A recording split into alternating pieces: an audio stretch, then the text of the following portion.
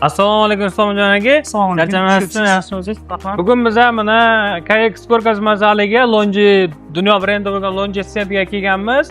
Bugun shu bo'yicha Islomjon akadan nima yangiliklar qilyapti, 2026 da nima yangiliklar qilyapti, kelajakda Lonjidan nima yangiliklar kutamiz va hozir xalqqa qanaqa foydalari bor shu haqida bir qisqacha ma'lumot berib o'tadi. Bizlarning mijozlarimizga, klientlarimizga o'zlarining tavsiyalarini bildirib o'tadilar. Shu bo'yicha Islomjon aka, bugun o'z tavsiyalaringizni bersangiz, nima yangiliklar qilgani bo'yicha hozir tushuncha berib o'tib ketsangiz mijozlarimizga. Bo'ldi. Demak, 2026-yilda Lonji kompaniyasi tomonidan eng ko'p tavsiya etilayotgan mahsulotlardan bittasi bu Haymo X10.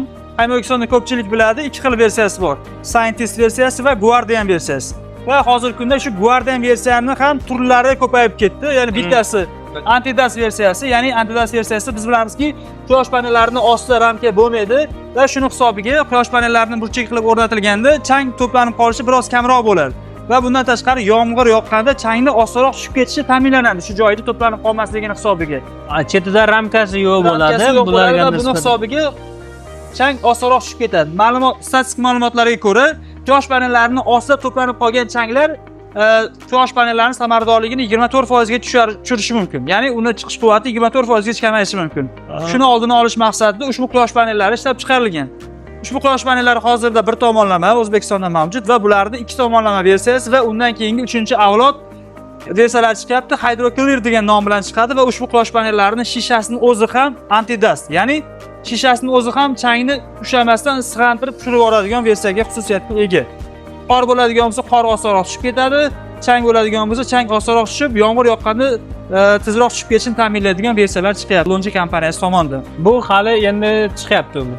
Bu ushbu quyosh panellari hozir ko'rib turgan quyosh panellarimiz bor va O'zbekistonda keng ko'lamda ishlatilyapti.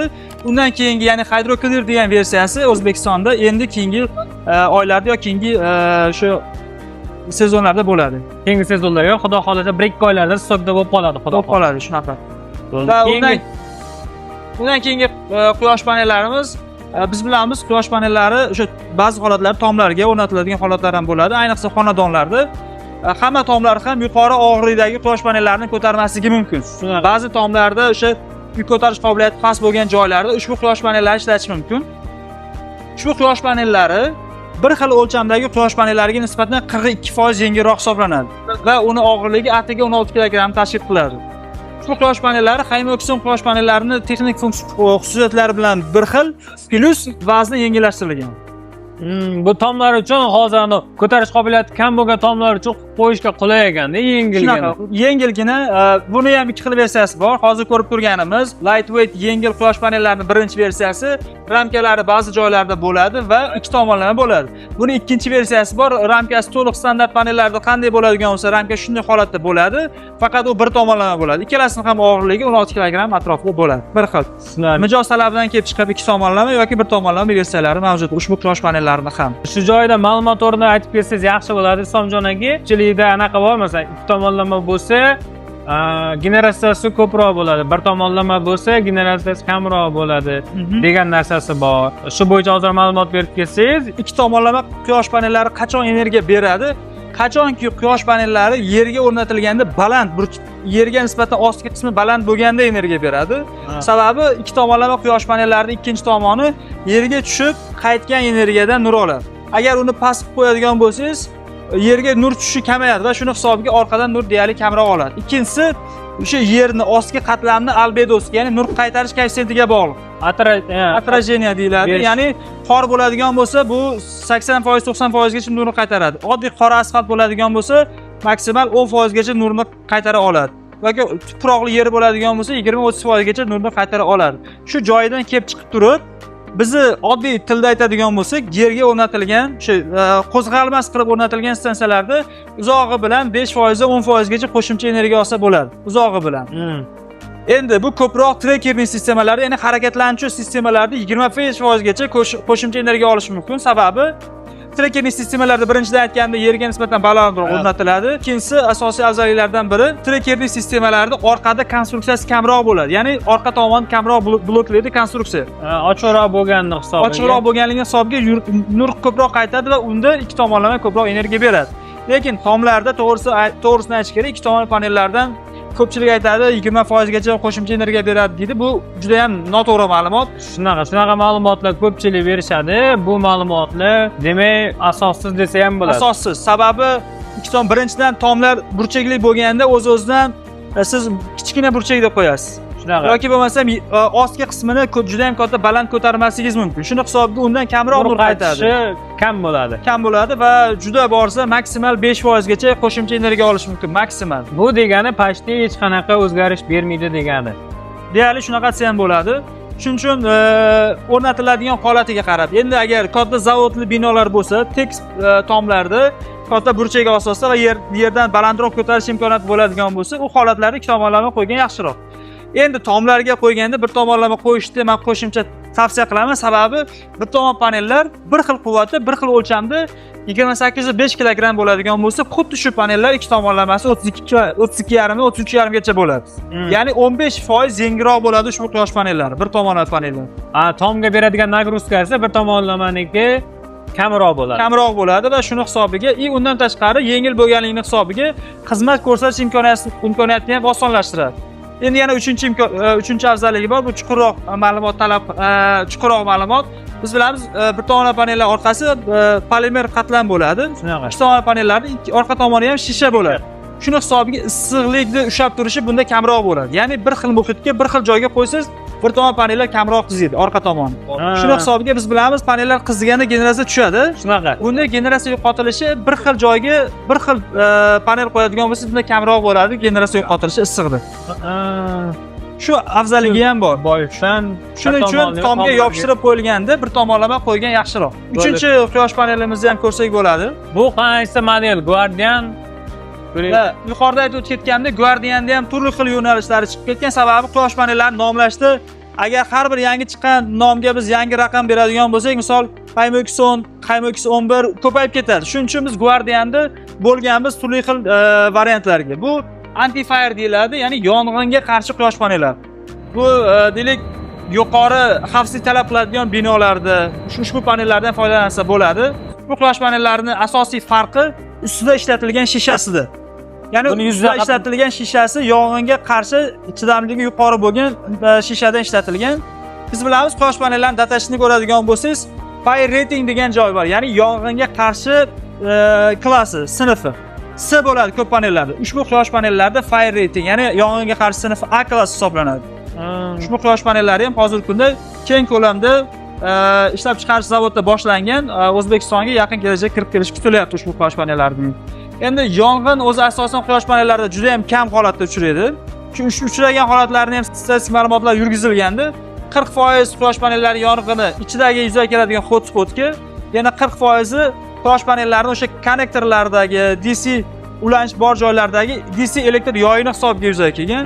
Shularning oldini olish maqsadida birinchi DC yong'inga qarshi shishalar ishlatilgan va uni orqasida joylashgan junction box bo'ladi. Ulanish qutilarida ulanishlari biroz o'zgartirilgan. Shuni hisobiga buni yong'inga qarshi xususiyatlari kuchaytirilgan va buni sertifikatlari olingan yong'inga qarshi. Yaxshi. Keyin yana qisqa ma'lumot o'rnida aytib ketsangiz, nimaga global deyiladi, nimaga Xitoy versiyasi, nimaga global versiyasini olish va afsonali distributorlardan olish tavsiya qilinadi? Sababi LONGi kompaniyasida misol uchun ishlab chiqarilgan mahsulotni rasmiy yo'llar orqali olingan bo'lsa yoki rasmiy distributorlardan olinadigan bo'lsa, o'sha mana bu yerda yozib qo'ygan 15 yil materiali uchun 30 yil ishlab chiqarish uchun garantiya berilyapti. Agar to'g'ridan to'g'ri rasmiy yo'llar orqali olingan mahsulot bo'lsagina ushbu garantiya beriladi. Ya'ni global deyishning maqsadi ko'pchilik shu global deb o'z termin qo'ygan. Aslida olganda rasmiy mahsulot deb ketsa to'g'ri bo'ladi. Rasmiy mahsulotlarga garantiya beriladi. Endi Xitoydagi 3-kompaniya orqali olib kelib sotganlardan olingan mahsulotlar yoki qo'yilgan mahsulotlarda ertaga muammo kelib chiqadigan bo'lsa, ushbu LONGi kompaniyasi tomonidan ushbu mahsulotlarga garantiya berilmaydi. Ya'ni xizmat ko'rsatilmaydi, rasmiy yo'llar orqali olinmaganligini hisoblaydi. Va uchinchi tomoni bor, norasmiy olib kelingan panellarda LONGi deb sotilgani bilan LONGi panel bo'lmasligi mumkin. Ya'ni shunchaki nagletkani o'zini yopishtirib qo'yib turib soch ehtimoligi ham bor. O'tgan yil shu holat aniqlangan. Shuning uchun ko'pincha men tavsiya qilaman, iloji boricha rasmiy distribyutorlardan yoki rasmiy hamkorlardan olishni tavsiya qilaman. Hozirda Longi boshqa kompaniyalarga nisbatan nimalarni yana yangilik qilgan va nimalar kutilyapti 2026da? 2026-yilda Longi kompaniyasidan Haymo Xondan keyingi yangi avlod quyosh panellari ishlab chiqarildi. Misol Haymo Xonda biz HPBC desak, u HIBC, ya'ni AGT texnologiya bilan BC texnologiyaning gibridi bo'lib ishlab chiqarildi va uni elementining samaradorligi 27-8% ga yetadi va bu allaqachon ishlab chiqarilib patentga ega bo'ldi shu mahsulot. Gap yo'q. Bizlarda hozir O'zbekistonda eng KPD deyiladi, samaradorligi 24.8 ko'rgan bo'lsak, bu chiqayotganiga undan ham yuqori, ya'ni 20 nechi? Panelniki 25.9, elementiniki 27.81% ga yetadi. Bu degani yaxshigina generatsiyada farq qiladi. Ozroq ishlatiladigan materiallar bo'yicha ham tushuntirib o'tgansiz, bu boshqalariga o'xshamaganligi. Mana bu yerda ko'rishlaringiz mumkin. Mana bu Longi kompaniyasini Xon modelini qanaqa soylanishga qanaqa ta'siri borligini va boshqa brend panellarini qanaqa generatsiya berishlarini ko'rishlaringiz mumkin mana oddiy misol. Mana bu yerda ko'rishimiz mumkin. Quyosh panellari kichkina ko'ringani bilan tarkibiy qismlari mavjud bo'ladi. Birinchisi shishasi, undan keyin ostida germetika qatlami bo'ladi. Ushbu germetika qatlami Longi kompaniyasida ko'rishingiz mumkin POE bo'ladi. POE bu eng qimmat mustahkam germetika hisoblanadi. Ya'ni yuqori nam bo'lgan vaqtlarda suvni kirgizib olishini himoya qilish yoki bo'lmasam biz bilamiz O'zbekistonda ham yoz paytlarida radiatsiya juda ham yuqori bo'ladi. Shu radiatsiya vaqtida buni eskirish, ya'ni degradatsiyaga uchrashini sababchilardan bittasi oddiyroq germetika ishlatilishidir. Shu Longi kompaniyasining Haymo Xon mahsulotida qimmat germetika, ya'ni POE ishlatiladi. Mana o'sha ko'rishingiz ham mumkin bu joydan. Demak, qimmat qattiq germetika ishlatiladi va zichligi juda ham yuqori bo'ladi ushbu germetikani. Keyingisi kontaktlar bo'ladi. Kontaktlar toza kumushdan ishlatiladi Longi kompaniyasining mahsulotlaridir. Undan keyingisi Longi kompaniyasi o'sha bilamiz, shishasini ortida germetika va nima quyosh panelining elementi bo'ladi. Elementini ostki qismi, ya'ni asosiy plastina bo'ladi. Haymo Xon quyosh panellaridagi plastina 140 mikrometr qalinlikka ega bo'ladi. Standart panellarda bu 130 mikrometr bo'ladi. 130 mikrometrgacha, undan ham kichkina bo'lishi mumkin. Shuni hisobiga Haymo Xon quyosh panellarining plastinasining qarang mustahkamligi 16% kuchliroq bo'ladi boshqalarga nisbatan. Endi yana undan tashqari aytishimiz mumkin, quyosh panellarining orqasida nima bo'ladi? Konnektor bo'ladi. Ushbu konnektorlar Longi kompaniyasiniki Yevropa brendiga tegishli bo'lgan Staubli kompaniyasining konnektorlari ishlatiladi, MC4 konnektorlar ishlatiladi. Endi shu asosiy quyosh panellarida ishlatilayotgan mahsulotlar va uni elementida ishlatilgan texnologiyalar hisobiga shu Haymo Xon mahsulotini 3 ta termin bilan aytishimiz mumkin. Birinchisi yuqori mexanik mustahkamlikka ega, mexanik mustahkamlik. Ikkinchisi yuqori xavfsizlikka ega. Sababi sochi har bitta element alohida harakatlanadi deb aytamiz, ko'pincha buni ko'pchilik biladi. Element bloklanib qolganda tok o'sha joyga kelib element panelni qizdirib yuboradi. Hotspot effekti kelib chiqadi. Ushbu quyosh panellarida soft breakdown dizayn bo'lganligi uchun tok kelgan tok aylanib o'tib ketadi. Shuni hisobiga o'sha bloklangan element kamroq qiziydi, ya'ni 28% gacha kamroq qiziydi. Ikkinchisi xavfsizlik va uchinchisi ushbu texnologiyalar ishlatilganligini hisobiga yuqori energiya ishlab chiqarish, ya'ni generatsiya imkoniyati. Ya'ni birinchisi mexanik mustahkamlik, ikkinchisi xavfsizlik va uchinchisi yuqori elektr energiya ishlab chiqarish xususiyatlariga ega ushbu Haymo Xon quyosh panellari. Zo'r. Islomjon aka, katta rahmat aka. Bu ma'lumotlar bizning mijozlarimizga ancha manfaatli bo'ldi. O'zingizda endi ikki og'iz xalqqa beradigan tavsiyalaringizni ozgina ulashib ketsangiz, shu bo'yicha odamlarga aytardimki, kimga quyosh paneli qo'ydirsa ham birinchi o'rinda ozgina o'zlarini o'sha izlanishlarini so'rab qolardim. Internetga kirib, qaysi mahsulotlardan ishlatgan yaxshi yoki qaysi kompaniyalarga qo'ydirgan yaxshi. Sababi ming siz zo'r mahsulot ishlatganingiz bilan ham agar zo'r o'rnatilmasa, buni effekti bermaydi, natija bermasligi mumkin. Yoki bo'lmasam buni to'g'ri himoya vositalari qo'yilmasligi yoki to'g'ri o'rnatilmasligi etagiga turli xil muammolar keltirib chiqarishi mumkin. Shuning uchun ham to'g'ri mahsulot tanlash bilan birgalikda to'g'ri ustunlikka kompaniyalarni ham tanlash kerak bo'ladi.